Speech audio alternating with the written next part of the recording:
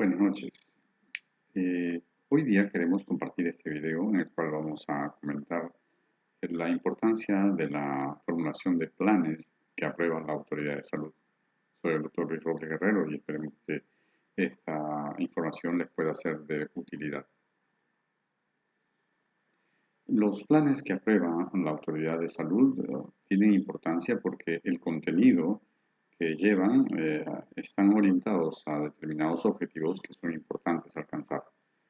Por eso es bueno que tengamos en cuenta que dentro de los documentos normativos que aprueba la Autoridad Nacional de Salud, que son 4, ¿no? Las normas técnicas de salud, las directivas, las guías técnicas y los documentos técnicos, es justamente en este último grupo, dentro de los documentos técnicos, donde se encuentran los planes, ¿no? ¿Qué es un plan? Para el Ministerio de Salud, un plan es un documento normativo del tipo de documentos técnicos, ¿no? Y dentro de este grupo de documentos técnicos van a estar los planes de todo tipo. Estos planes pueden ser planes estratégicos, planes operativos, pero en este caso nos vamos a referir a los denominados planes específicos, porque los otros tienen su propia metodología para su elaboración y aprobación. De acuerdo a la Resolución Ministerial 1143-2019, donde se aprobó la Directiva 280, esta directiva administrativa es para la formulación, seguimiento, evaluación de los planes específicos de los órganos, unidades orgánicas de la Administración Central, los órganos desconcentrados, programas y organismos públicos adscritos del MINSA. En este documento, en esta directiva, se estandariza la forma como debe elaborarse y cómo debe ser presentado un proyecto de plan específico para su aprobación. ¿Qué es un plan? De acuerdo a ese documento, un plan específico es una herramienta de gestión que establece los objetivos que se desea alcanzar sobre una determinada materia.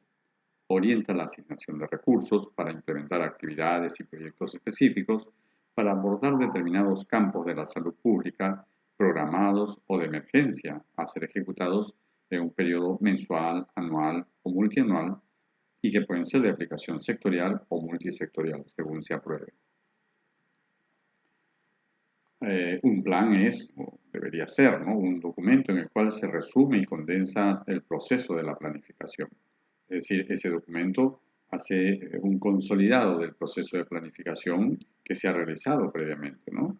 Y en su redacción no tiene otra finalidad que el poder tener toda esa información ordenada, estructurada, de tal manera que facilite su aplicación correcta y su supervisión adecuada. Un plan tiene que decir, debe decir qué hay que hacer, para qué se va a hacer, en qué momento, en qué cantidad y quién es responsable de hacerlo.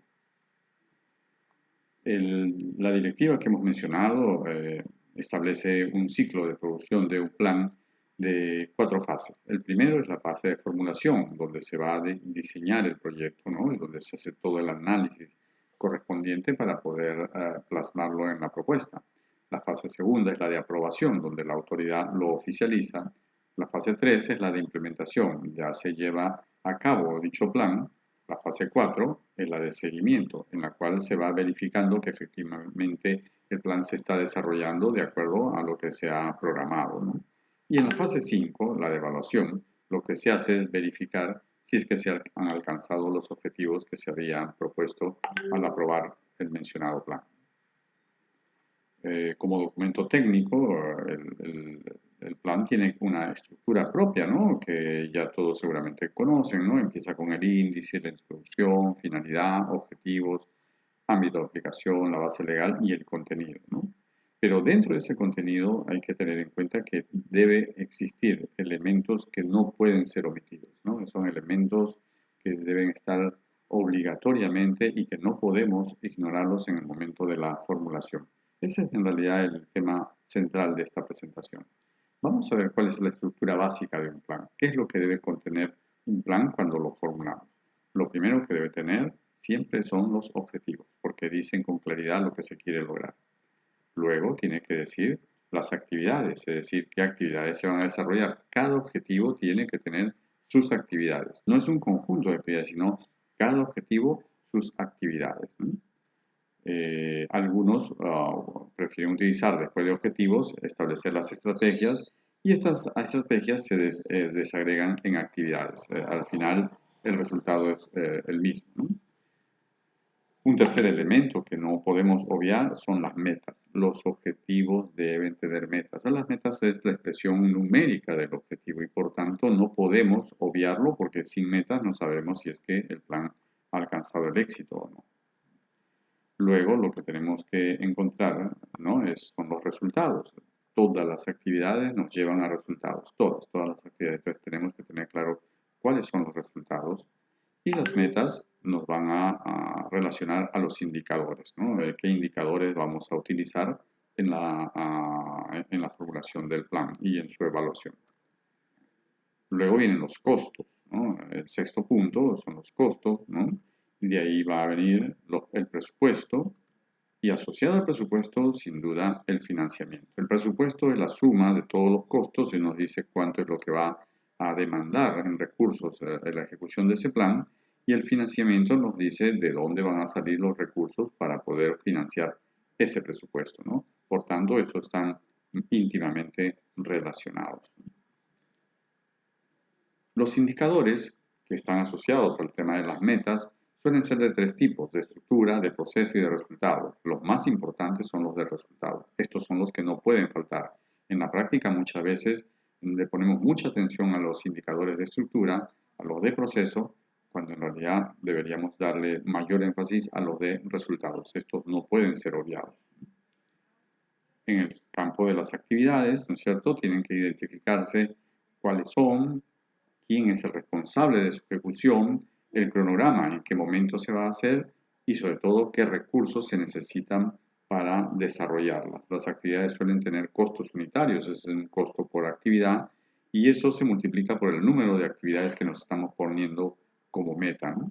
En general eso es importante saberlo porque la suma de los costos de todas las actividades, ¿no?, nos van a permitir llegar a establecer el costo total y el presupuesto del plan, ¿no? Y es una condición indispensable para poder llegar al financiamiento. Hay que recordar que presupuesto y financiamiento están muy correlacionados y por eso se necesita el visto bueno de la Oficina General de Planeamiento, Presupuesto y Monitorización. Esta oficina tiene que dar el ok si corresponde a que efectivamente ese presupuesto es el que se necesita y hay financiamiento para poder asumir ese presupuesto, ¿no? El financiamiento, ¿no?, puede ser hecho por diferentes órganos de la entidad, ¿no es cierto? O puede inclusive tener el financiamiento, en algunos casos, con la participación de otras instituciones. En cualquiera de las circunstancias tiene que haber una forma documentada de demostrar que efectivamente todos los que se supone que van a participar en ese financiamiento están de acuerdo y están comprometidos a hacerlo. Y finalmente, el punto 9 es el de seguimiento, ¿no?, que nos va a permitir identificar si es que se está cumpliendo el plan de acuerdo a lo que se había planificado. Estos 9 puntos no pueden faltar en un documento que se presume, que se presenta como un plan, ¿no? Si alguno de ellos falta, entonces no estamos hablando propiamente de un plan. Entonces, es necesario tener en cuenta que estos elementos, objetivos, actividades, presupuesto y financiamiento están muy correlacionados, están íntimamente, estrechamente correlacionados, ¿no? Los objetivos nos van a llevar a metas, las actividades también. Y las metas nos van a decir cuánto es lo que tenemos que lograr, qué cantidad de resultados debemos obtener, ¿no? Y además las actividades nos van a decir quién es el responsable de hacer cada una de esas actividades, ¿no? A su vez, el presupuesto nos va a decir cuánto es lo que cuesta, cuánto es lo que demanda hacer todas esas actividades, ¿no? Y el financiamiento lo que nos va a decir es quién lo va a financiar, ¿no?, y de dónde va a salir el financiamiento, es decir, qué fuente de financiamiento es la que se supone que va a permitir que el plan se pueda viabilizar. No hay que olvidarnos que es tan importante como esto, es que los objetivos tengan una articulación, ¿no?, con los objetivos estratégicos y los objetivos operativos, ¿no?, de la institución.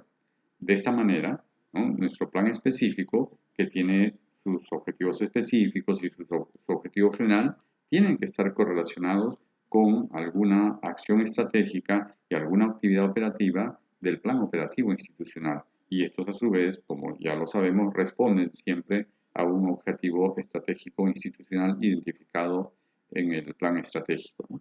De tal suerte que efectivamente, o sea, estos tres documentos, importantes cada uno por sí mismo, están articulados, ¿no?, de manera estratégica y operativa con el plan específico. Sobre los planes, tenga en cuenta que, lo primero, un plan debe responder a la política sectorial y a la política de gestión, no es una acción que se hace aislada. Lo segundo, un plan sin presupuesto y sin financiamiento no es viable. Es decir, tener un proyecto que se denomina plan sin que haya el presupuesto claro y sin el financiamiento preciso, eso es simplemente un deseo, no es posible considerar un plan. Además, recuerden, no existe plan de costo cero. O sea, le llaman plan de costo cero cuando no va a haber costos adicionales, cuando el presupuesto va a salir del propio órgano proponente, ¿no? Y eso implica dejar de hacer otras actividades para financiar esta nueva conjunto de actividades que estime el plan, ¿no? Pero nunca existe un plan de costo cero. Recuerden que el presupuesto debe tener el visto bueno de la Oficina General de Planeamiento, Presupuesto y Modernización, en señal de que efectivamente, ¿no?, el presupuesto y el financiamiento, ¿no?, están asegurados. Sin eso, el plan no puede ser aprobado, ¿no? Y finalmente, no olvide que todo plan aprobado es un compromiso institucional y por tanto es auditable. Entonces tenemos que ser muy responsables en su formulación, en su aprobación y en su ejecución, ¿no? Todo plan es un compromiso que hay que cumplir, ¿no? Y finalmente, ¿para qué hacer un plan, no? No lo olvidemos que se hace un plan para resolver algo que nos interesa, ¿no?, para lograr algo que necesitamos, ¿no? Entonces, resolvemos un problema de salud pública, ¿no?, o a lo mejor estamos pretendiendo resolver un problema administrativo, pero siempre el plan busca resolver algo. Y en todo caso, los planes se hacen para fortalecer la rectoría de la Autoridad Nacional de Salud, entendiéndose la rectoría como la responsabilidad del Estado a través del MINSA para proteger la vida y la salud de la población. No lo olvidemos, nuestros planes tienen que también servir para fortalecer el ejercicio de esa rectoría. Esperamos que este material haya sido de utilidad y que los equipos técnicos lo puedan aplicar en su trabajo cotidiano. Ojalá nos veamos pronto en un próximo video. Hasta la vista.